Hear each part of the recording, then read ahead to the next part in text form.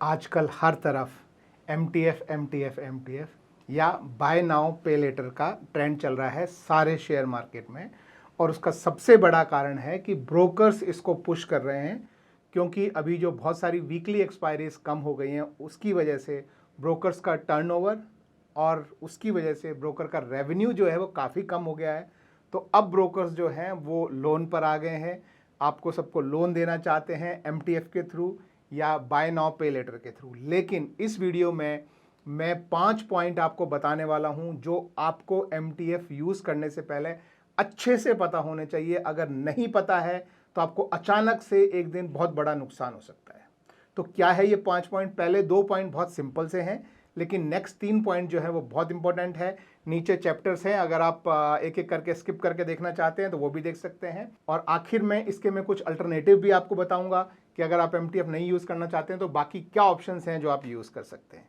तो चलिए शुरू करते हैं नंबर 1 से। तो नंबर 1 पॉइंट जो है वो फंडेड अमाउंट आपको समझना है। तो आइए मैं आपको अपनी स्क्रीन पे लेके आता हूं। मान लीजिए आपके अकाउंट में 5,000 रुपए हैं और आप एक ट्रेड लेना चाहते हैं 10,000 रुपए का। ठीक है, 5,000 रुपए आपके अकाउंट में है। क्या आप 5,000 का लोन लेके आप 10,000 का ट्रेड ले सकते हैं? तो ऐसा नहीं होता है। देखिए, मान लीजिए मैं एग्जांपल के लिए अभी मैं पीएनबी का जो है वो प्राइस ले रहा हूं, क्योंकि ये 100 के आसपास है तो समझने में आसानी होगी।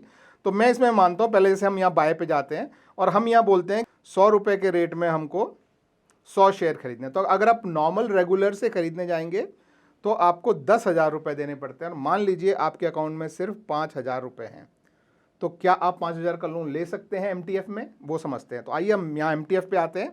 यहाँ भी आप एग्जैक्टली ये डालेंगे। देखिए, तो आपने 100 क्वांटिटी 100 यानी आप 10,000 का ट्रेड ले रहे हैं।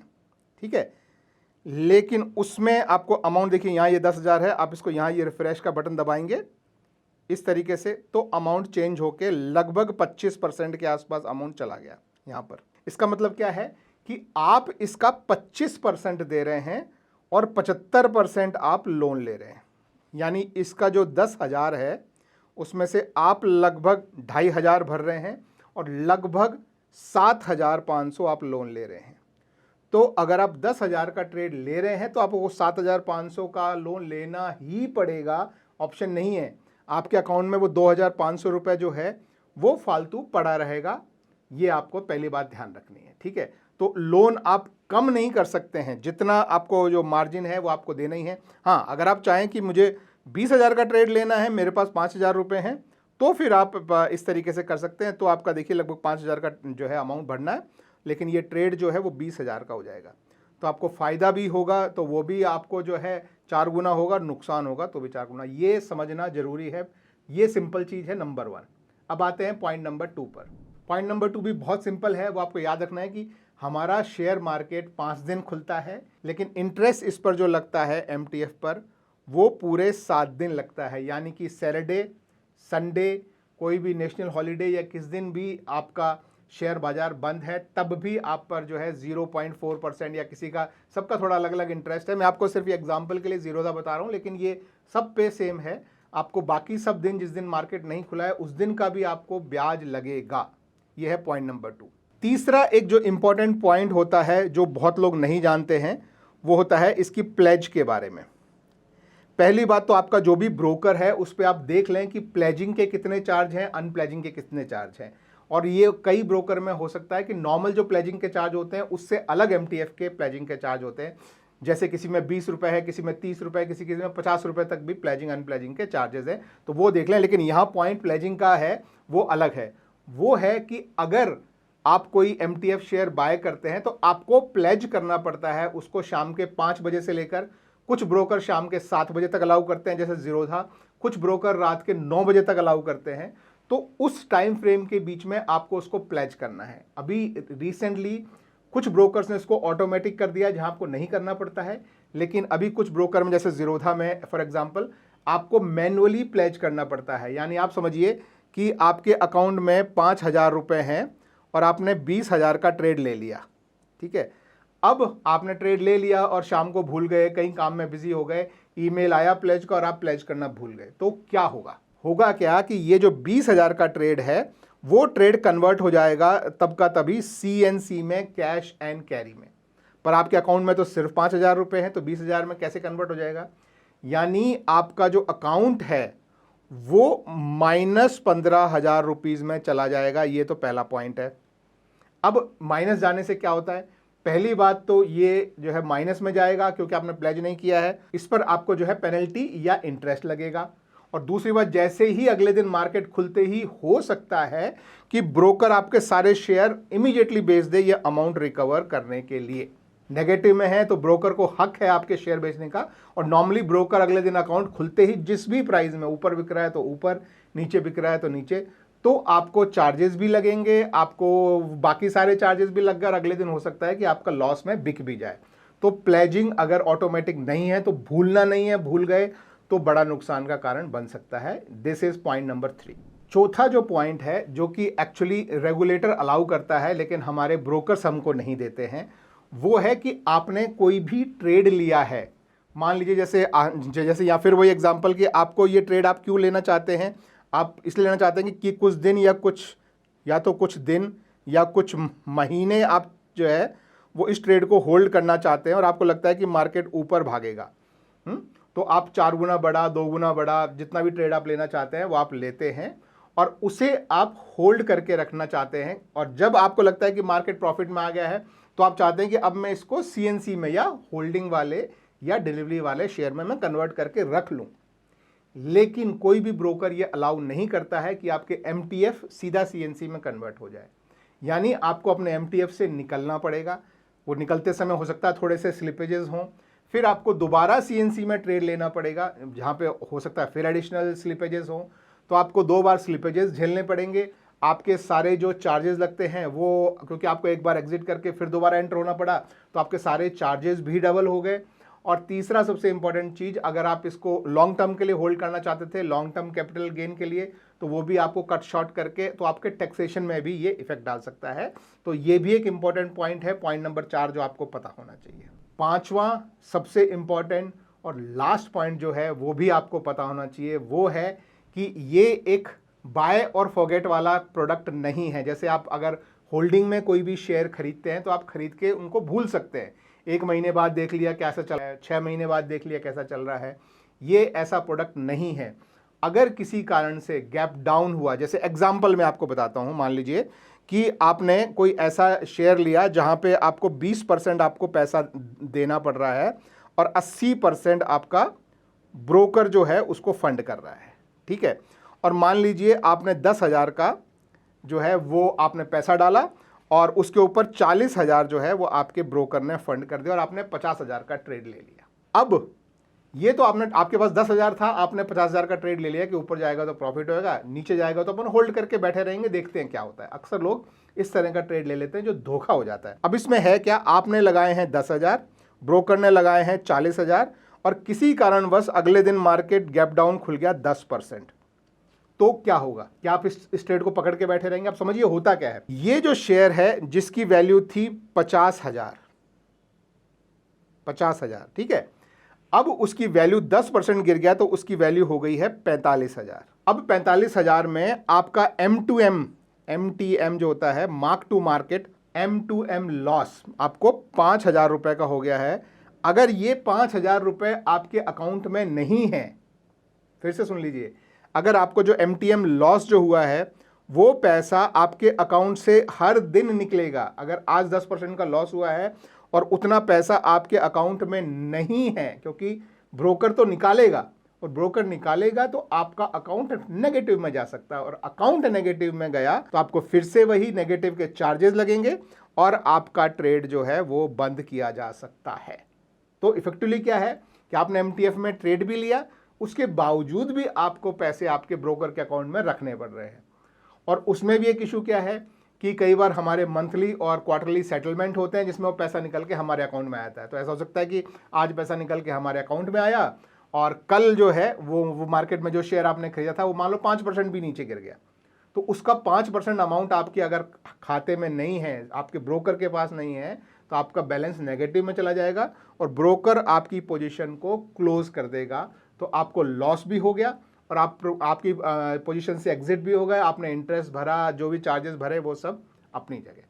तो बहुत सोच समझकर आप इसको यूज़ करें। और एक चीज़ हमेशा दोस्तों याद रखें कि ये लोन है और ये लोन आपका ब्रोकर आपको दे रहा है, तो ब्रोकर तो किसी भी तरीके से रिकवरी कर लेगा। तो आप जो शेयर खरीद रहे हैं, प्लेज का मतलब होता है गिरवी रखना, वो शेयर जो है वो आपके ब्रोकर के पास गिरवी रखे जा रहे हैं, और उसका शेयर का प्राइस अगर गिर गया तो आपके खाते में उतना पैसा होना चाहिए। अगर खाते में पैसा नहीं है तो वो खट से उन शेयर को बेच के अपना पैसा रिकवर कर लेगा। जो लॉस हुआ वो आपका, प्रॉफिट हुआ वो आपका। और अगर प्रॉफिट हो रहा होगा तो वो क्यों ही बेचेगा, लॉस हो रहा होगा तो आप ही का लॉस होगा। तो ये ध्यान रखें, लोन है, आपने अपने शेयर गिरवी रखे हैं, ब्रोकर कभी भी बेच सकता है। अब मैंने बात की, जैसे मैंने बोला कि मैं इसके अल्टरनेटिव्स की बात करूंगा। अल्टरनेटिव का मतलब है कि अगर ये ना करें तो क्या आपके पास दूसरे ऑप्शन हैं। तो देखिए, पहला ऑप्शन जो होता है जिसे हम बोलते हैं इंट्राडे मार्जिन। इंट्राडे का मार्जिन क्या होता है ये समझिए। आप कोई भी शेयर यदि खरीदने जाते हैं, यहाँ पे मैं आपको दिखाता हूँ। मान लीजिए मैं फिर से रिलायंस का एग्जांपल लेता हूँ। रिलायंस का अगर मैं यहाँ पे रेगुलर में एक शेयर खरीद रहा हूँ, ये एक शेयर खरीद रहा हूँ, और मान लो इसका प्राइस मैं जस्ट एग्जाम्पल के लिए मैं 1200 कर देता हूँ ताकि आपको समझने में आसानी हो।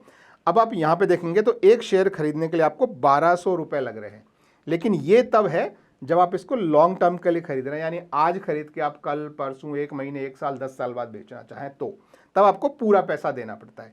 लेकिन यदि वही शेयर आप इंट्राडे में अगर खरीदने जाते हैं तो आपको 5x का मार्जिन मिलता है। इसका मतलब क्या है, देखिए मैं ये बटन दबाता हूँ और इसको मैं रिफ्रेश करता हूँ, तो आप देखिए कि आप सिर्फ 20% अमाउंट भर रहे हैं और आपको 80% का यहाँ पर भी आपको मार्जिन मिलता है। लेकिन इंपॉर्टेंट चीज़ है कि ये 80% आपको जो है मार्जिन मिल रहा है वो फ्री है।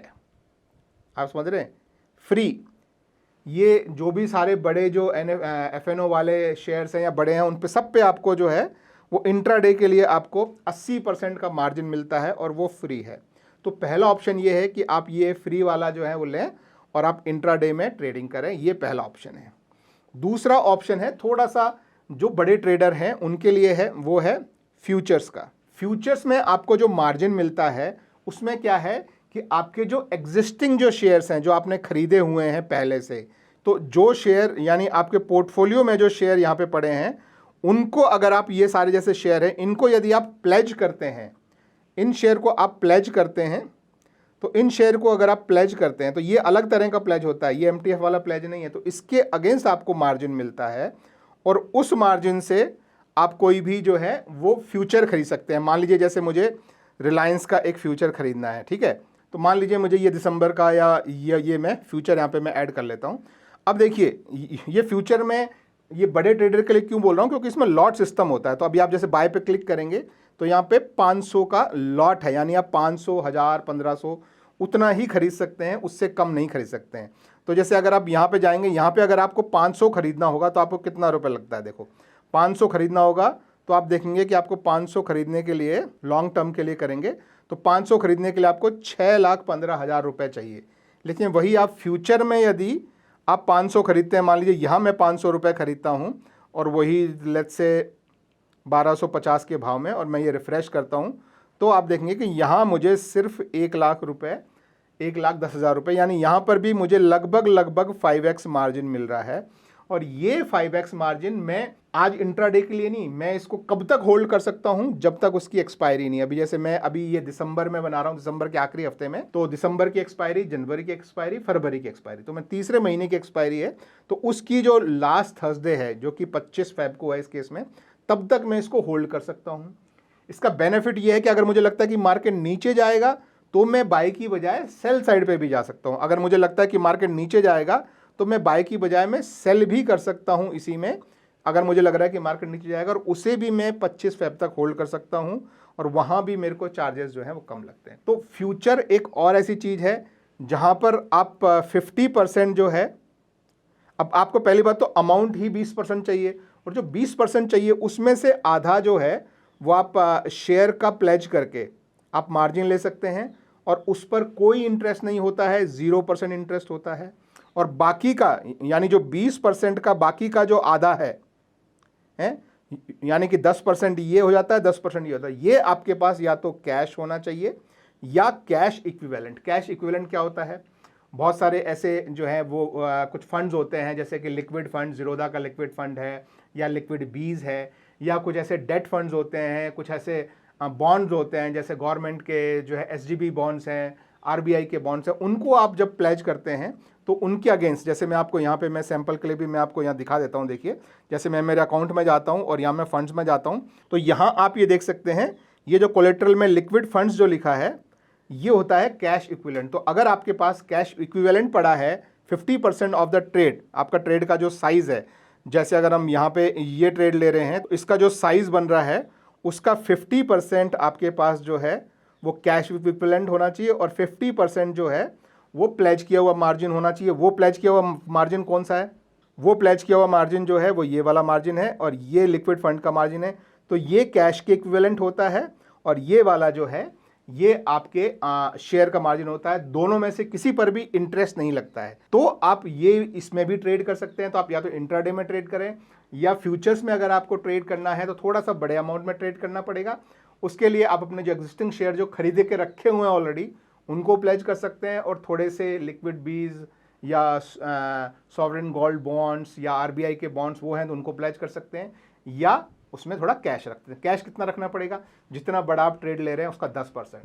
10% क्यों? क्योंकि आपको सिर्फ 20% ही पैसा एक्चुअल लग रहा है, और 20% में से आधा आप जो है वो शेयर के मार्जिन से भर सकते हैं, आधा ही आपको कैश या कैश इक्विवेलेंट चाहिए। तो आई होप ये 5 पॉइंट और उसके अल्टरनेटिव्स आपको समझ में आए होंगे, आप किस तरीके से ना यूज़ कर सकते हैं। Thank you very much, have a good day, bye bye.